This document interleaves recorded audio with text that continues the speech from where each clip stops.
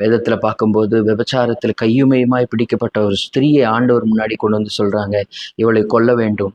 ஏன்னா நியாயப்பிரமாணம் சொல்லுது. இவ தப்பு செஞ்சப்ப நாங்க எல்லாரும் பார்த்தோம்.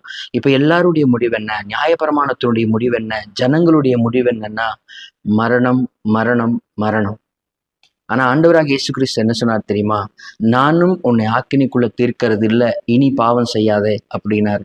அப்படின்னா மரணத்தை மாத்தி மறுவாழ்வை ஆண்டவர் கொடுத்திருக்கிறார். ஒருவேளை என்ன சூழ்நிலை இருந்தாலும் கூட ஆண்டவர்கிட்ட கொடுத்தா அதை தலைகீழாய் மாத்துவார்.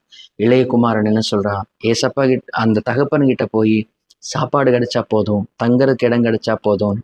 ஆனா அவனுடைய எண்ணம் அப்படி இருந்தது, அவனுடைய நினைவு அப்படி இருந்தது. ஆனா ஆண்டவர் எப்படி மாத்திட்டாரு? இல்ல, நீ என்னுடைய மகன்தான் அப்படின்னு மாத்திட்டார். நான் உன்னை வேலைக்காரனாக அல்ல, ஏதோ கூலிக்காரனாக உன்னை வைக்க முடியாது, நீ என் பிள்ளைதான்னு மாத்திட்டார். கவனிங்க, இந்த 2 சம்பவத்திலையுமே 2 பேருமே ஆண்டவர்கிட்ட தான் போனாங்க. இன்னைக்கு நீங்களும் உங்க சூழ்நிலையோட ஆண்டவர்கிட்ட போங்க.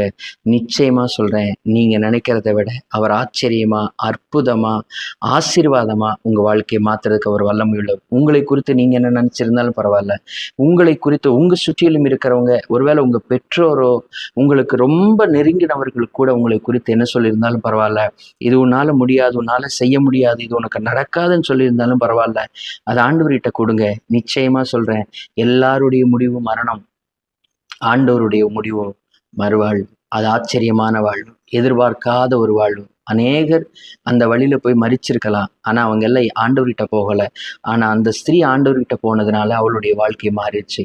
நீங்களும் நான் ஆண்டவர்கிட்ட போவோம், நிச்சயமா நம்மளுடைய எதிர்காலத்தை ஆசீர்வதிப்பார். God bless you. கர்த்தர் உங்களை ஆசீர்வதிப்பாராக.